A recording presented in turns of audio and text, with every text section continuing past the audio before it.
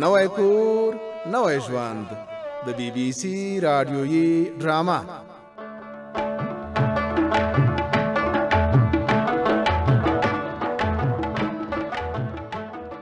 رحیم او سمندر د اکبر دوی کور ته ورغلي وو چې ورته ووایي په خپل انګور حمیدې باندې د خوشې بدګماني نه کوي.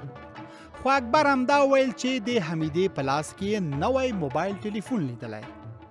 اوس په ډرامه کې اورو چې د غفار دوی په کور کې څه تیریږي.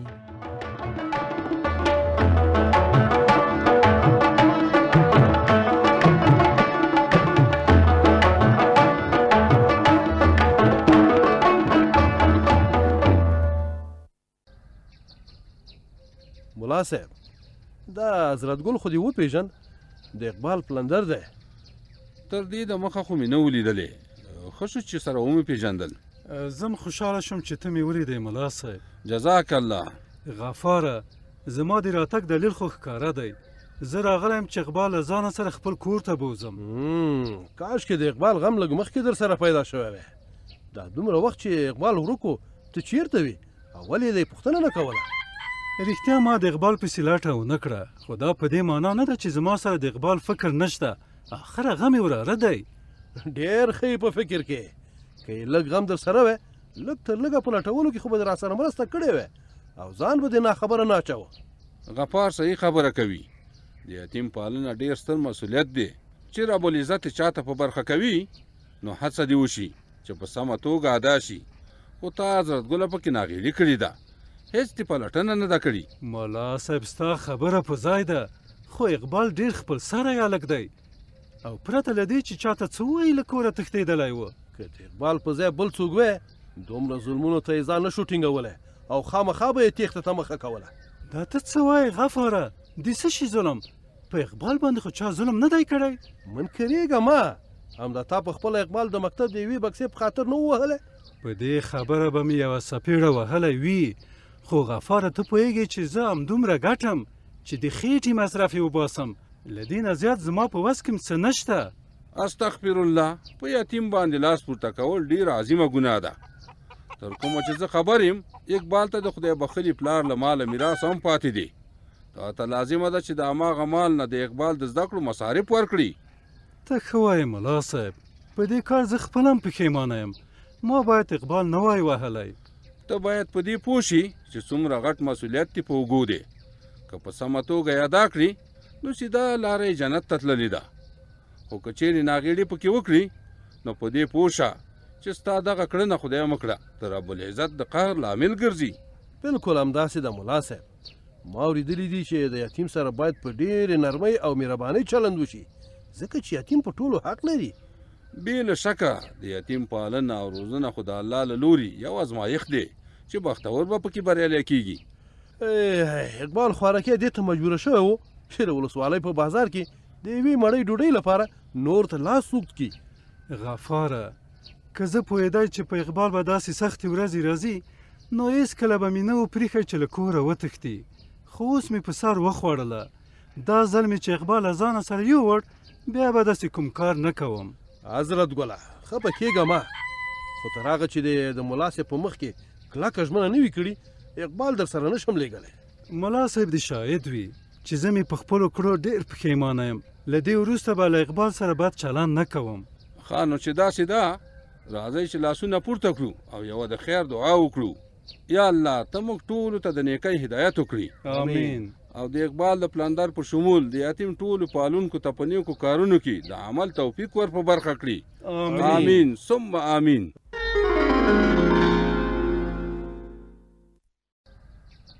د قمبرګل پلاره څه خبره ده؟ له کله چې راغلی همداسې په فکرونو کې ډوب یې. هېڅ پوښتنه مه کوه. زموږ مشرانو هسې خوشي نه دي ویلي چې بدګماني نیمه بېایماني ده. وی دا خبره دې په څه پورې وکړه؟ خیرات خو به وي. دا مې ځکه وکړه چې په کور کې ډېر جنجالونه له همدې بدګمانۍ نه پیدا کېږي. حمیده درته یادوم په هغې خوارکۍ مو هسې بدګمانونه وکړل. اخیرا معلومه شوه چې هغه تلیفون یې ورور ورته راوړی و. احمد درته یادوم. دا خبره نو بیا چا درته وکړه؟ دا خبره معلم رحیم راته وکړه. که رښتیا درته ووایم نو زړه مې سخت خفه شو چې ولې به مو د هغې خوارکۍ ګناوې په غاړه اخیستې. ثمرګله ته څنګه غلی یې او څه نه وایې؟ پلاره حمیده د زړه سوي ښځه نه ده، هغه اوس موږ خولې ته نه ګوري، د چا خبره په ما او تا خو یې بیخي خیال هم نه راځي. ثمرګل زوی مې سمه خبره کوي، حمیده اوس په هیڅ چا خیال نه راوړي، هر څه یې چې زړه غواړي هماغه کوي. د قمبرګل مورې یو خو تام سکروټو ته هسې پکې وهې، ټلیفون یې ورور ورته راوړی، په دې کې نو څه خبره ده؟ پلاره که ټلیفون یې ورور ته راوړی او که بل چا، حمیده یوه ښځه ده او هیڅ ضرورت نشته چې هغه د ټلیفون ولري. ثمرګله سړی شه، دا خبرې چې کوي بیرته یې اوري او که نه؟ خو ښه وایي د حمیدې له ټلیفون سره څه چې ته یې داسې پلوي کوې؟ د قمبرګل مورې زه یې پلوي نه کوم، خو ټلیفون د نر او ښځې لپاره یو ضرورت دی، هر څه کې ولې جنجال لټوئ؟ د جنجال خبره نه ده، کور کې خو ستا او د ثمرګل ټلیفون ستا، که ډېر ضرور کار یې وي او له خپلې پلرګنۍ سره خبرې کوي په هماغه دې وکړي. زه خو ګمان نه کوم چې حمیدې ته د ټلیفون دومره ضرور پکار وي. بې له هغه یې نه دی پکار، زه خو وایم دا موبایل یې سل په سلو کې د شیطانت لپاره ورته راوړی چې زموږ د کور خبرې دوی ته ورسوي. و د خدای بندګانو، دا تاسو دواړه څه په ګډو وډو سر یې؟ دا په تاسو څه شوي دي؟ پلاره مور مې بیخي سمه خبره کوي، او بله دا چې ما ته هم ښه نه ښکاري چې حمیده د ټلیفون ولري. وا لکه نو ستا یې د ورېندارې په ټلیفون څه چې ته مو ځان واکدار بولي؟ که قمبرګل مور مې کور کې وی بیا موږ ته صبر و، هغه پوهېده او کار یې چې حمیدې ته د ټلیفون اجازه ورکوله او که نه، خو اوس مې چې ورور نشته دا زه خپل مسؤلیت ګڼم. افرین ثمرګله زویه، سترګې دې زار شه، سمه خبره دې وکړه، زه هم نه غواړم چې حمیده دې ټلیفون ولري. مورې ته غم مه کوه، زه د حمیدې ټلیفون ورنه اخلم او نه پرېږدم چې وخت ناوخت دی د خپل ورور سره مو خبرې وکړي او زموږ د کور حال دی ټکی په ټکی ورته ووایي.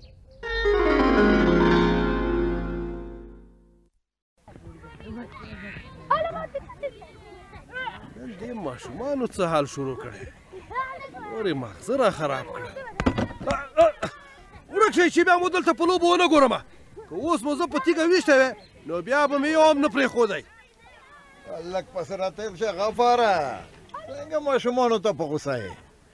ستړی مه شي ملک صاحب، ورک یې که د دوی د لاسه نږدې ده چې نور لیونی شم، همدا اوس یوه تیږه راغله، خدای شکر چې زه بچ شوم او په کارتن ولګېده.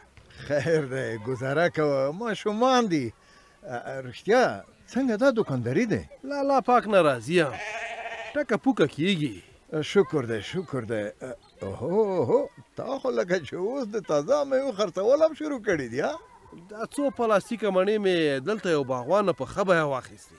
لږ پس راتېر شه، که بل ځل دې اخیستې نو له ما یې واخله، کور کې راسره شته له موږ نه زیاتې دي. ملک صاحب زه د دې په اخیستو پښیمانه یم، ته راباندې نور یم اخلي. ولې پښیمانه یې؟ لږ پس راتېر شه، بازار یې نشته که څنګه؟ څوک یې نه اخلي، اوس د خدای وکړي چې دا راته خرابې نه شي او تاوان ونه کړم.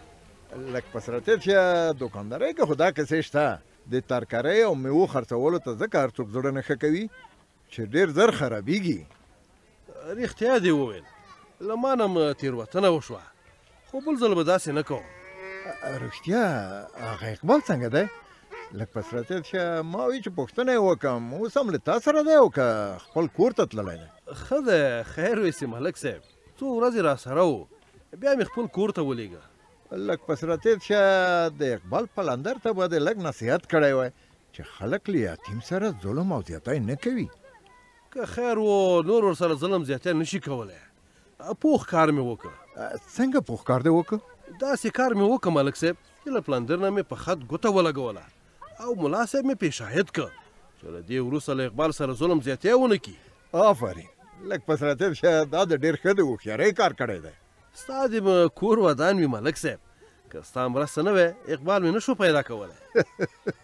لږ پس راتېر شه، په ژوند کې مې په اول ځل بې شرنۍ یو کار وکړ. شیریني خو دې واخیسته ملک صاحب، خو ستا لکه چې له یاده وتې. څه لږ پس راتېر شه، ما ته خو د شانزه پلی هم نه ده راکړي. مطلب مې دا دی ملک صاحب، که نغده شیریني د وانه خیسه نو اجر او ثواب خو دې وګټه که نه. بالکل دا خبره د سمه ده. لږ په ترتیب شه د ما خو چې څومره په وس رسي د یتیمانو سره خواخوږي او مرسته کوم ځکه چې دا ورځې په ما هم تېرې شوې دي.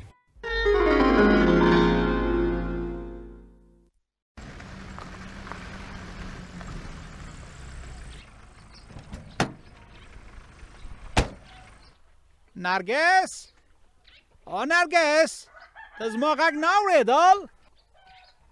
لکه چې نرگس چېرته تلل ځکه ځواب نه راکول.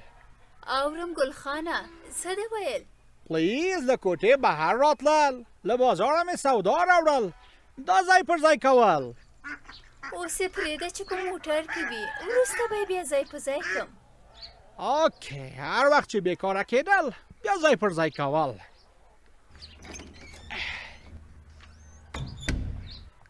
مای سویت نرگس ته خو قرارې ناسته؟ ما ویل ګنې کوم کار کول ځکه خو انګړ ته نه راتلل. ستړی مه شې ګلخانه. ته نه ستړی کېدل؟ څه خبر کېدل چې داسې خپه خپه ښکارېدل؟ هیڅ خبره نه ده شوې، هسې مې زړه لږ تنګ دی. راځه کښېنه چې درته چای راوړم. ما ته داسې ښکارېدل چې ته له ما نه کوم خبر پټول. خامخا څه کېدل چې ته خپه او ورته اندېښنه کول؟ اوهو، یوې خبرې راته اندېښنه پیدا کړې، خو خدای دې خیر پېښ کړي. څه خبر کېدل نرګس؟ ته ما پوهول؟ مور دې ویل چې ګل غونچې ترور زنګ راوهلی و. نو دا خو د خوشحالۍ خبر. ګل غونچه ترور ما ته ډېر ډېر ګرانه. ګل غونچه ترور غواړي چې له خان کاکا نه میراث کې برخه واخلي. ته رښتیا ویل؟ اوهو، خو ځکه اندېښنه راته پیدا شوه. تا ته خو خان کاکا معلوم دی چې داسې خبرې پرې ښې نه لګي. ته هېڅ اندېښنه نه کول. دا د ګل غونچې ترور خپل حق او باید حق اخیستل. حق یې دی، خو زه فکر نه کوم چې خان کاکا یې حق ورکولو ته زړه ښه کړي. خان کاکا یعنې زما پاپا باید حق ورکول او انکار نه کول. ته هسې تشویش نه کول پلیز. وی ګلخانه ستا نه هغه ورځې هیرې دي چې خان کاکا نه یې د تره لور پریګلې د نیکه میراث کې برخه غوښته؟ زما هر څه یاد. یا غټ جنجال جوړېدل او پریګل ترور عریضه کول او خپل حق اخیستل. زه وایم خدای مکه بیا په کور کې هماغسې جنجال جوړ نشي. زه فکر کول چې خان کاکا خامخا راضي کېدل او ګل غونچې ترور ته حق ورکول. نو ټینشن. سمه ده، خو که خان کاکا ووایي چې حق نه ورکوم بیا به څنګه کېږي؟ خامخا بیا په کور کې غم جوړېږي. خان کاکا باید داسې نه ویل، ځکه چې میراث کې د غونچه ګل ترور پوره حق او باید حق ورکول. کاش چې خان کاکا حقونه حق پیژندلی او په ناحقه پورې نه نښته. هغه خو تا ته معلوم دی چې حق په طبیعت برابر نه وي نه یې مني. ته هسې زړه خوړل نرګس. پاپا اول پر رضا منل او که نه منل بیا د کلي مشران او ولسوالۍ د ګل غونچې ترور حق ورته په زور اخیستل. او خدای دې وکړي چې خان کاکا یې په رضا ومني او خبره زور و جنجال ته ونه رسي.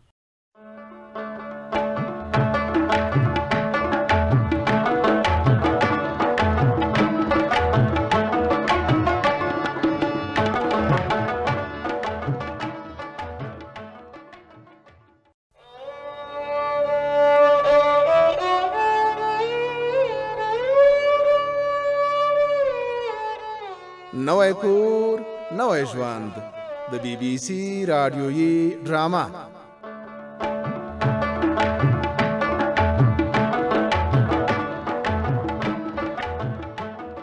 ملک ادم خان د غفار دکان ته ورغلی و او ترېنه د اقبال په باب پوښتنه وکړه. غفار ډاډ ورکړ چې هغه خپل کور ته تللی او د کلي د ملا تر مخې د اقبال له پلندر نه ضمانت واخیست چې نور به په هغه تاوتریخوالی نه کوي. له بلې خوا فتح خان ډېر قهرجن کور ته راځي. وا به ورو چې څه پېښه ده.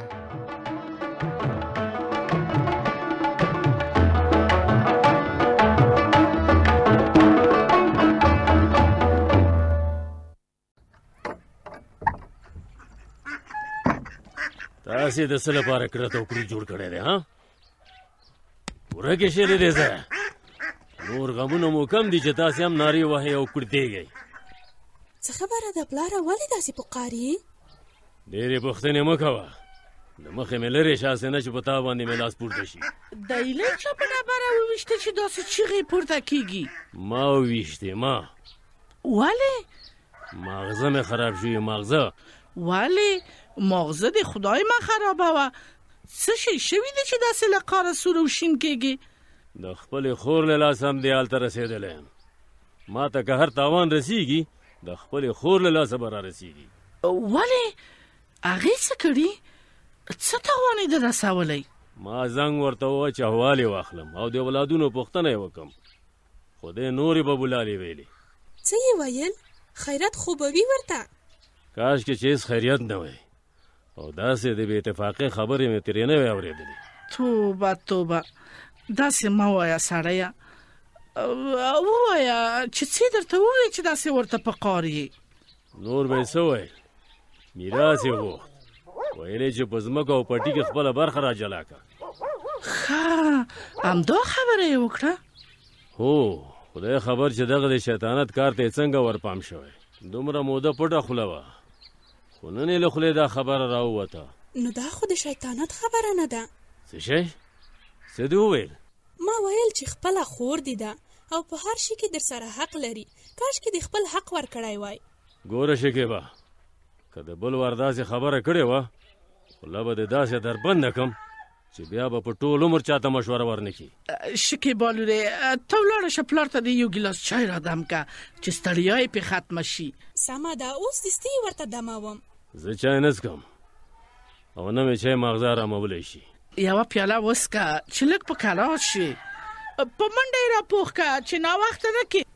سمه ده مورې، همداسې کوم. عجیبه زمانه شوه، پردي به کار نه در باندې لري، خو د خپلو له لاسه به ژوند درته تنور وي. خیر دی، خدای پاک به خیر پېښ کړي. چرت مه ورته خرابوه. زه دې وړو قصو ته چرت نه خرابوم، خو د دې سپینې سترګۍ ته حیران یم.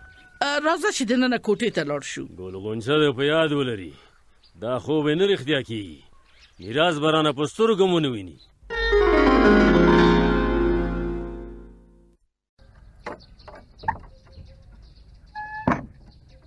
سرور خانه، د دروازې څنګ ته ولې ولاړې؟ راځه کور ته. کور دې ودان، دننه در سره نه ځم. امیدې ته ولاړ یم چې هغه کلینیک ته بوځم. څه شی؟ امیده در سره بیایي؟ هو. امیده خو روغه جوړه ده، هیڅ اړتیا نشته چې کلینیک ته یې بوځي. خدای مکه که څه پې وشول بیا یې مونږ هم بیولی شو. ستا یې کور ودان، زه یې په خپله بیایم. ما درته وویل سرور خانه چې امیده زمونږ د کور ښځه ده، که اړتیا شوه مونږ یې بیایو که نه. ګوره اکبره، له تاسو سره که یې غم وای، دا څو ورځې مخکې به مو بیولې وه. هغه وخت چېرته وی چې د امیدې پښه سوځېدلې وه او تاسو هېڅ ورسره ونه کړل. دا زمونږ خپل کار دی، مونږ ښه پوهېږو چې څه ورسره وکړو. نه، ستاسې نه، دا زما کار دی او اوس زه پوهېږم چې څه وکړم. سلام علیکم سرور لالا، ګل خان مې له موټر سره راوست. ډېر ښه دې وکړه احمده، آفرین. ښه، دا موټر هم لکه چې د امیدې لپاره راوستی. او امیده ډاکټر ته بیایو؟ دا کار نشي کېدی. ګل خان ته ووایي چې بیرته ولاړ شي، خوشې دې دلته نه درېږي. ګوره اکبره، ما چې د سپینې ګیرې ته کتل، دا ګمان مې نه کاوه چې ته به له امیدې سره ظلم کوې، خو اوس راته ثابته شوه چې ته هم ظالم یې. زه ظالم نه یم، نه یې حاجت وینم چې تاسې ته ځان سپین کم. سرور لالا مې ښه وایي، په دا ټول کلي کې به چا له خپل انګور سره دومره ظلم نه وي کړی لکه ته چې کوې. ګور احمده، ته په دې خبرو کې مه راګډېږه. زه در ګاډ یم، نور مو ډېر ما سرګردانه کوه. حمیده پرېږده چې راوځي او را سره ولاړه شي. هو، ګنې خوشې به مو د خولې خوند سره خراب شي. ما درته وویل سرور خانه چې دا کار نه کېږي، حمیده نه در سره پرېږدم. ما هم درته وویل چې که اجازه ورنکې جنجال جوړیږي او بیا به مو د خولې خوند خراب وي. ګوره اکبر کاکا، څه چې ته کوې هغه زما هم په وس کې دي. څه؟ په مطلب دې پوه نه شوم. زه هم پلوشه ستا کور ته له راتګ څخه منع کولی شم، هغه وخت به درته معلومه شي چې دا څومره بد کار دی. ته دا اجازه نه لرې. پلوشه زما لور ده او هېڅوک یې زما له کوره نشي منع کولی. خو زما مېرمن ده او زه یې نه پرېږدم چې ستا کور ته راشي. اکبره خبرې به نورې نه اوږدوو. ستا چې په خپلې لور باندې زړه سوځي زمونږ هم په خپلې خور زړه سوځي. حمیدې ته ووایه چې راووځي. سمه ده سرور خانه، زه به ستا په خاطر اجازه ورکم چې در سره لاړه شي.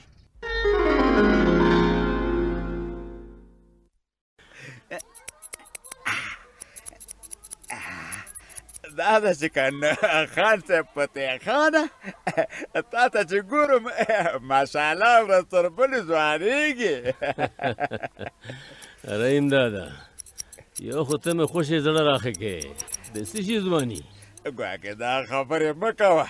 همدا اوس چې درته ګورم له ډېرو ځوانانو نه سارې که بل څوک ستا په ځای وی که نه سر به وختي سپینه واړی وی.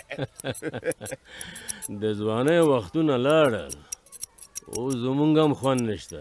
دا ده چې که همدا اوس ته وغواړې که نه بل واده رابارولی شي. ته هم عجیبه خبرې کوې. په دې عمر د بل واده خبرې خوند نه کوي. ګواکې دا ده چې که نو دا مه وایه واده عمر نه غواړي. دا خو دې بیخي نادره وکړه. ګواکې ګوره که نه په دې خبره دې ان د ټلیفون زنګ هم سایدي ورکړه.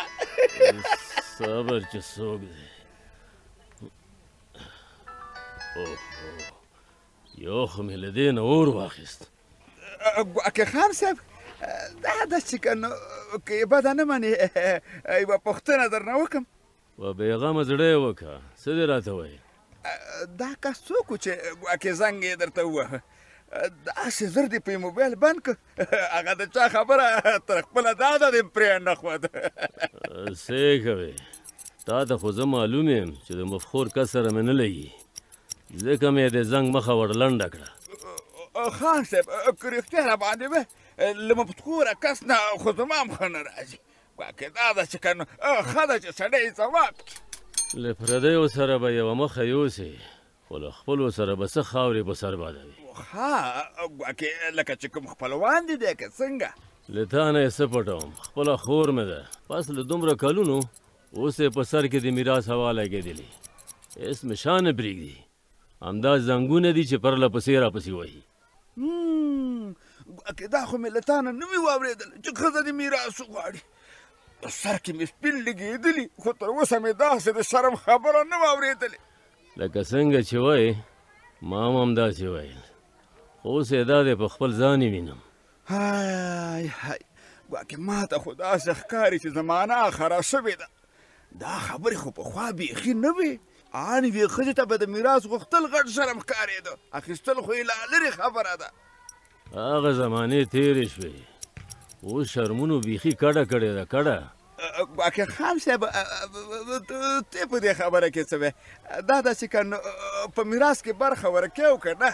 فتح خان به خدای دومره خوار کړی وي چې خپل ځان به د خلکو منځ کې شرموي. ها نه نه ګواکې خدای دې نه کړي ما ویلاسې نه چې تا مو سره امین کړی. دا خبرې په اوبو لاهو زما نوم فتح خان دی. فتح خان د چا خبره د مچ وزر به هم رانه ونه ویني. نور خو په ځای پرېږده. ګواکې شاباسي مې درک. دا خبره مې دې ډېره خوښه شوه. خو خان صاحب دلته یوه بله خبره هم شته. د څه شي خبره؟ که دا د میراث خبره د کلي سپین ږیرو مشرانو ته ورسېږي ګواکې بیا به څه کوې؟ رحیم دادا زه سز بني ادم نه یم. له خپلې خبرې نه مې د چا پلار هم نشي اړولی.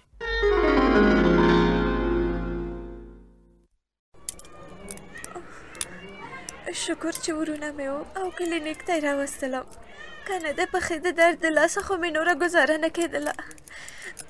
لږ نور هم حوصله ورته وکړه. دغه دوا لږ تیزه ده خو ګټه یې دا ده چې زخم له التهابي کېدو نه ساتي. که خدای کول د پښې زخم به د ډېر زر ښه شي. سمه ده ډاکټر صاحب. ګلالۍ هغه بنداژ راکړه. سمه ده دا دی ډاکټر صاحب. ډاکټر صاحب داسې معلومیږي چې زخم میکروبي شوی. هو زخم یې میکروبي شوی خو که له اوله یې زرغم خوړل شوی وی داسې په بد به نه اوښت.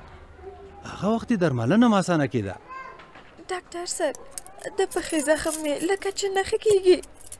نه زما د خبرې مطلب دا نه و. زخم دې ښه کېږي خو تر ښه کېدو پورې به لږ ورسره په عذاب وي، ځکه لږ وخت نیسي. دومره دردونه مې ورته تیر کړل، لږ به یې نور هم وګالم. خدای مې دې راته ورونه ژوندي لري. که هغوی نه وای ما به د کلینیک مخه هم په سترګه نه وای لیدلی. درملنه خو په ځای پرېږده. له اکبر او کورنۍ نه مې په دې کار ډېر زړه بد شو. بې پروایي به اندازه لري، دومره بې پروایي هم څوک نه کوي. بیا له روغتیا سره خو بې پروایي ډېرې خرابې پایلې لري. د سوځېدو او بل هر زخم سره باید ډېر احتیاط وشي. که په وخت درملنه ونه شي د ډېرو غټو ستونزو د راولاړېدو لامل ګرځي. دا خو اوس لا ښه شوی، اول سر کې ډېر خراب و. احمد د خیروسي او د سوي ملهم یې راته راوړی و، د هغه سره لږ ښه شو. که هغه نه وای اوس به یې له دې نه هم حال بدتر و. د سوي زخم باید میکروبي کېدو ته پرېنښودل شي. څومره زر چې کېږي غم یې وخوړل شي، ځکه که یو ځل په بدو واوښت بیا یې جوړېدل ډېر په سختۍ باندې کېږي. که خان لالا او احمد مې هم په کیسه کې نه وای شوی، نو له همدې ټپ نه به مې پښه خدای مکړه پرې شوې وای. ګوره خورې د پښې ټپ دې دومره نه دی لکه څومره چې ته ورته اندېښنه کوي. که خدای کول له څو ځله پانسمان سره به زر جوړ شي. ته یوازې لږ پام ورسره کوه چې درله لوند نه شي. حمیدې ډاکټر صاحب سمه خبره کوي. د پښې ټپ دې دومره ژور نه دی چې خدای مکه ستا پښه به ورنه قطع شي. خوښه په اندېښنو دې زړه مه خوره. زما خو بلا نشته. خان لالا او احمد ته مې زړه بدېږي، هغوی هم راسره سرګردانه دي. دا نو څنګه خبرې دي چې ته یې کوې حمیدې؟ ورونه او خپلوان کومې ورځې ته په درد خوري؟ هر څه ته اندېښنه مه کوه. خدای مکه په ډېرو تشویشو به دې ځان ته کومه بله ناروغي پیدا کړې وي. ګلالۍ خو رښتیا وایي، تشویش تر ټولو ستره ناروغي ده. که په رواني ناروغۍ باندې اخته شي د هغې درملنه بیا ډېره سخته ده. او پاتې شو د پښې ټپ دی، که لږ پام ورسره وکړي دا به هم ډېر زر جوړ شي.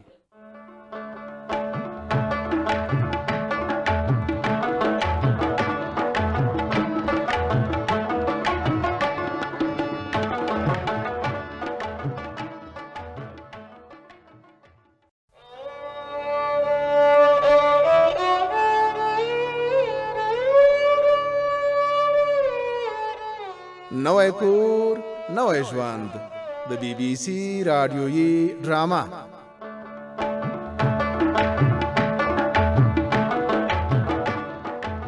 رحیمداد د کلا له دیواله سره د فتح خان د سر ویښتان ور جوړول چې د ټلیفون زنګ راغی، او فتح خان وروسته تر دې چې وی کتل چا زنګ وهلی هغه یې قطع کړه او رحیمداد ته یې وویل چې خورې زنګونه وهي او د پلار په ځمکه او جایداد کې خپله د میراث برخه غواړي.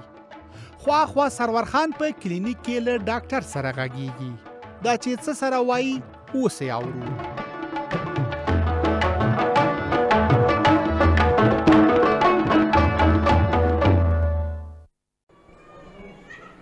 ډاکټر صاحب خدای دې خیر درکړي، دا مرسته به دې کله میره نه کوم. زما د خور د پښې په درملنه کې دې ځان ډېر ستړی کړ، نه پوهېږم چې څنګه درنه مننه وکړم. خیر اوسې سرور خانه، د مننې ضرورت نشته. زه د همدې لپاره کلینیک کې مقرر شوی یم چې د خلکو خدمت وکړم، او د ناروغانو درملنه زما مسؤلیت دی. بس دا دعا به درته کوم چې الله پاک دې د خلکو د خدمت لپاره اوږد عمر درکړي. همدا ستاسې دعاګانې ما ته هر څه دي، کور ودان. رښتیا ډاکټر صاحب د خور پښه به مې ښه شي او که نه؟ زخم خو یې ډېر خراب شوی نه و. سوځېدلی ځای مې ورته پانسمان کړ، ملم او درمل مې ورته لیکلي، که خیر و ښه به شي. خو کاش چې په وخت مو کلینیک ته راوړی وای. که زه په وخت خبر شوی وای همداسې مې کول. رښتیا چې هیر مې نشي، یوه ضروري خبره مې در سره کوله. د څه شي خبره ډاکټر صاحب؟ زما د خور له پښې نه ډېره اندېښنه د هغې رواني ستونزې ته ده. څنګه رواني ستونزه ډاکټر صاحب؟ ته لږه سپینه خبره وکړه چې سر مې خلاص شي. د خور له خبرو دې معلومیږي چې کور کې ورسره سم چلند نه کیږي او ظلم او زور او زیاتیا ورسره کیږي، ځکه یې رواني حالت ډېر ښه نه دی. نو څنګه وکړو ډاکټر صاحب؟ ستاسو سپارښتنه موږ ته څه ده؟ ډېره هڅه وکئ چې له هغې سره په نرمۍ او مهربانۍ چلند وکئ. خدای مکه چې رواني ستونزه یې زیاته نه شي، بیا به یې درملنه سخته وي. سمه ده ډاکټر صاحب، موږ خو یې تل زړه ساتو. خو څه؟ خبره داسې ده ډاکټر صاحب چې خور مې واده شوې، په دې وروستیو کې خاوند یې په قاچاقي لارو خارج ته تللی، مړی ژوندی ورک دی، خو سرګنۍ هم ورسره سم چلند نه کوي. همدا خبره ده چې هغې ته یې رواني ستونزه پیدا کړي. ډېر غم او خواشیني او ظلم او زیاتې رواني ناروغي پیدا کوي. خو اوس هم ساري وخت دی، ښه به وي چې ډاډ ورکړل شي او ورسره د ظلم او زیاتي مخه ونیسئ. که د خدای رضا وه همداسې کوو ډاکټر صاحب. له دې وروسته به هېچ چاته اجازه ور نه کړم چې حمیده خور مې یا خفه کړي او یا ورسره ظلم زیاتی وکړي. دا دی ما خو درته وویل که غواړئ چې خور دې له رواني ناروغۍ وژغورل شي نو ډاډ ورکړئ، ښه چلند او مهرباني ورسره وکړئ. خو سرګنۍ باندې غاړه خلاصوم، که له دې وروسته یې له معدې سره سم چلند ونه کړه نو بیا زه لاس تر زنې لاندې نه کښېنم. ته خو شکر دی هوښیار سړی، له خسرګنۍ سره یې لاس او ګریوان کېږه ما. ښه نو څنګه وکړم ډاکټر صاحب؟ په رضا خو مې څو ځل پوه کړل. که هره ستونزه وي نو په جنجال یې مه حلوه، د کلي له مشرانو مرسته وغواړه او یا هم د کلیوالي شورا په مرسته دا ستونزه حل کړه. دا ځل به ستا خبره ومنم، خو که د مشرانو او شورا خبره یې هم ونه منله نو بیا مجبورم چې زم زور ته لاس واچوم.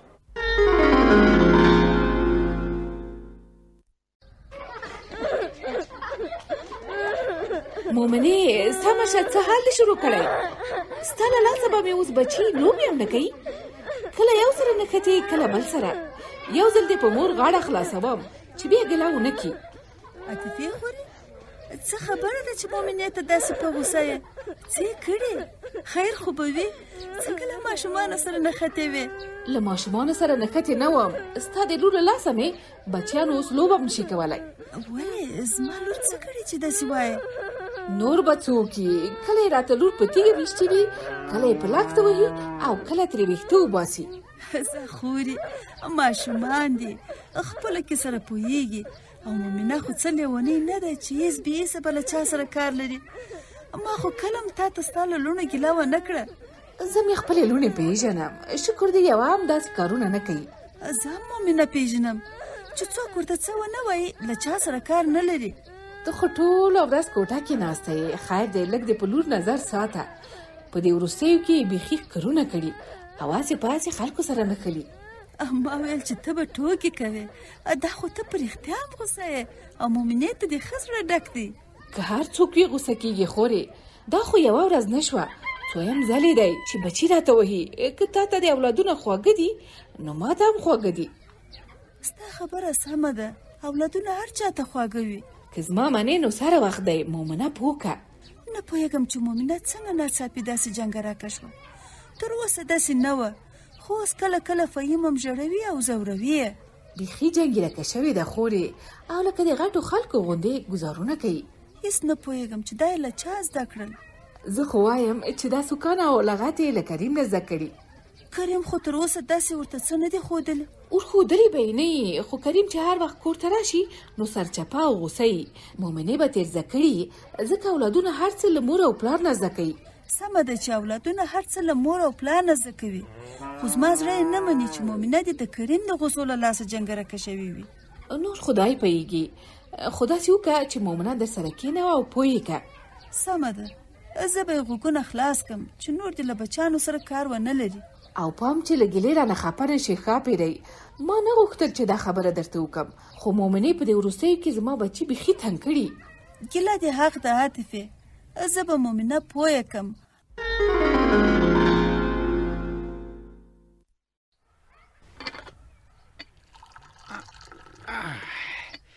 مامی تا تام ګیلاس ډکول؟ نه زویه دوا دې شه، زه نه څکم. ما ته خو نو ډېر خوند راکول، څو ګیلاسه نور هم څښل. ګلخانه داسې ګمان کوم چې په کور کې به ډېر زر یو جنجال جوړ شي، خو له خدایه مې هیله ده او سترګې مې تا ته دي زویه، ته یې مخه ونیسه. څه شي جنجال؟ هله زر ما ته ویل. غونچه درښیم هره ورځ د پلار ته زنګ وهي خو هغه یې نه پورته کوي هېڅ ځواب نه ورکوي او نو پاپا ښه نه کول چې ترور ته ځواب نه ورکول تا له هغې سره ډېر لوی ظلم دا خبره نو د تا د پلار سره کله سپینېږي زویه هغه کله د چا خبرې ته غوږ نیسي و یوازې زه په هر څه پوهېږم نو داسې نه داسې باید نه ویل څه یې کوي چې خپله خور ځوروي هر څه مرق چې یې کېږي هغه دې ورکي ګنې خوشې به جنجال راته جوړ شي جنجال خود جوړېدل خو ته ما ته دا ویل چې ګلغونچې ترور خو به تا ته کومه خبر نه کول څنګه خبره مطلب که پاپا منکرېدل نو ترور جنجال کول او که نه او خود یې کوي هغې ویل که مې ورور منکر شي او حق مې رانه کړي نو کور ته درځم او په خپله هره خبره ورسره سپینوم او نو خدای خیر پېښول خبره ډېر ګډوډ هغه د خپل حق نه تېرېږي زویه ما دا خبره څو وارې ته اورېدلې ده باید نه په شا کېدل ترور زما له پاپا سره په میراث کې معلوم حق لرل اوکې خو زه همدې ته خفه یم که د ترور راشي خبره خامخا سختېږي ډارېږم چې په پلار د عریضه ونه کي بیا به څه وخت توروو مامي او ساري مور ته ډېره نه خفه کېدل اوکې پلیز ډېره اندېښنه نه کول هغه وخت لا لرې که د پلار همداسې خپله کوله او د چا خبره یې نه منله نو هغه وخت لرې نه دی نو زه یو کار خامخا کول څنګه کار زه یو فکر کول چې پاپا څنګه قانع کول که نه قانع کېدل بیا نو خبره رښتیا هم سختېدل خو ته بېغمه اوسېدل زه یې قانع کول اوکې وی کاشکې در سره قانع شي ته راته ووایې چې څنګه به یې قانع کړې زه داسې فکر کول چې پاپا یوازې زما خبره هم نه منل زه مجبورېدل چې د کلي یو څو سپینګیري خبرول او مشوره ورسره کول ووایم خبرې که زویه دا هېڅ بده خبره نه ده چې کلیوال په کیسه خبر شي نو هېڅ بده خبر نه بده خبر خو هغه وخت چې له دې کیسې غټ جنجال جوړېدل همداسې ده تا ته د خدای پاک وس درکړي زویه چې د دې جنجال مخه ونیسې او خبره په قرارۍ ختمه شي یس ته دعا کول او زه ډېر کوشش کول خدای پاک دې هغه ورځ راولي چې پلار دې په خوشحالۍ سره ګلغونچې ته خپل حق ورکړي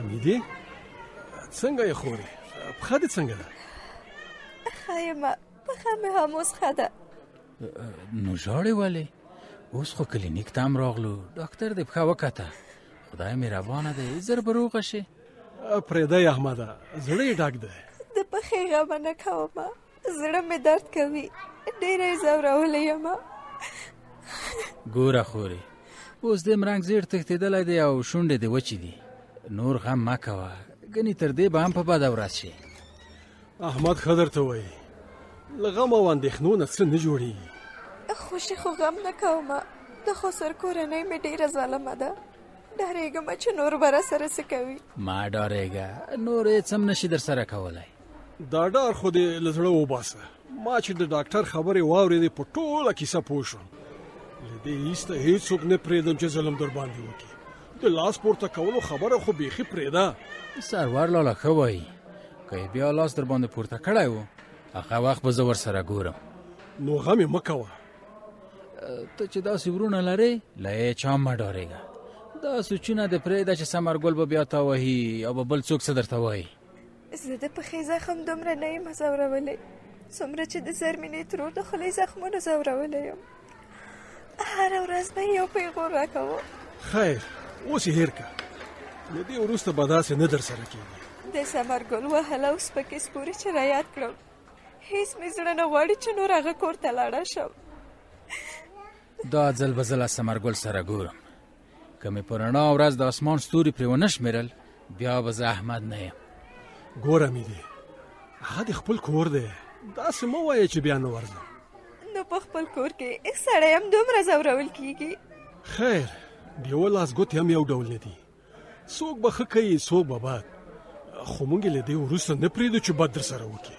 پښې به مې په هغه کور ورشي خو زړه مې نه پرې ورځي داسې مه وایه ما درته ویلي چې خپل کور دی هسې اوس ډېره ځورېدلې ځکه دا خبره کوي سروار لالا ښه وایي له خپله کوره څوک نشي پښیمانه کېدی خو زه ترې پښیمانه یم نه ورځمه نه داسې مه وایه کله چې خمبرګل راشي ته به بیرته لکه د پخوا غوندې خوشحاله یې او هغسې ژوند به کوې حمیدې ما ژاړه له دې وروسته به د زه او سروار لاله هر وخت پوښتنه کوو احوال به دې اخلو هو بېغمه اوسه د اکبر کورنۍ دا زړه نشي کولی چې له دې وروسته د خوشي وځوروي او تورونه در باندې ولګوي کاشکې داسې وشي همداسې به کېږي له دې وروسته هېڅوک هم په تا ظلم نشي کولی که یې وکړ موږ یې مخه نیسو